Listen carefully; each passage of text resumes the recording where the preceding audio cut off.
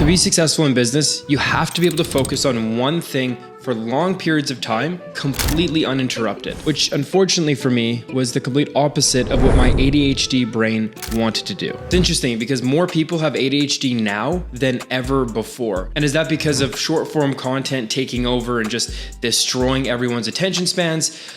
Or is it because we were locked inside for 2 years? The reality is I don't know. But what I do know is this 3-phase approach that I came up with that allowed me to take control of my mind, get it to shut the fuck up, and finally allow me to make my first $10,000 online. And it all starts with phase 1, which is to make it fun. Most people think, and I've heard this sentiment a lot, if you're not getting the things done that you want to do, it's because you're not working hard enough. But if you just work harder, it makes it less fun. And what I realized is the first pillar of ADHD is, if it's not fun, we don't want to do it. For me, sitting down and building out an entire website sounds like absolute hell. And that's why I hire people to do it for me.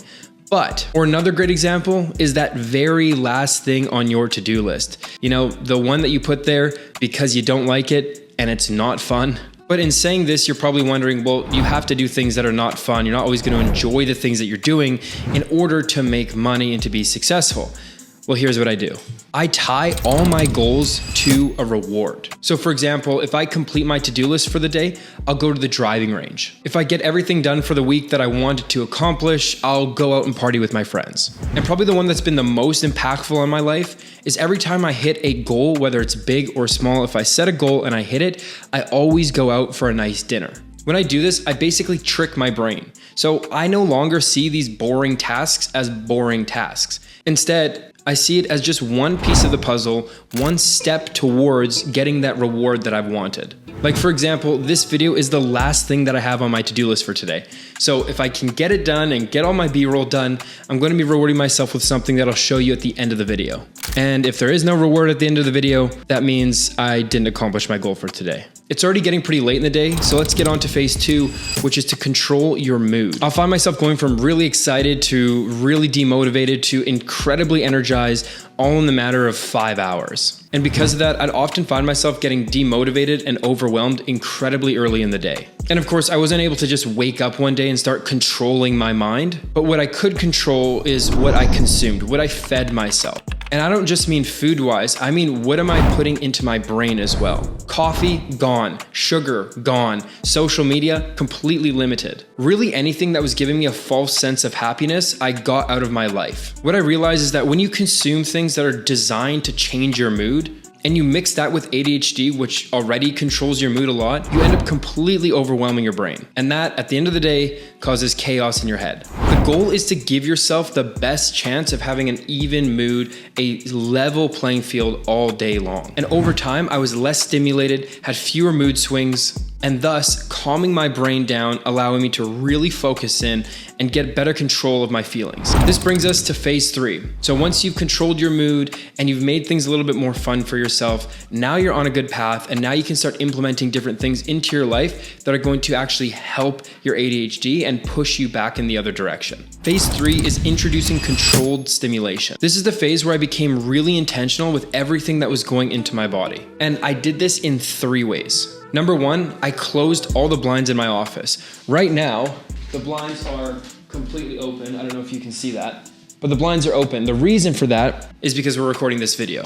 But normally what I would do is close the blinds right down and create complete darkness for myself. They're not complete blackout blinds, but it would basically get rid of all the stimulation that was going on from the outside world. The next thing I did was I got this app called Brain FM, and if I can pull it up here, this app, that's what it looks like. Brain FM. This app has single-handedly helped me eliminate 80% of my ADHD. There's a bunch of different things that you can do with it. Focus, relax, sleep, meditate, deep work, whatever that is. This is not a sponsored video. I was recommended this by a friend, tried it out, and I just love it. But this is the second thing I did was implement Brain FM. What it essentially does, it has scientifically proven sounds like music, audio tracks that help stimulate your brain in different ways.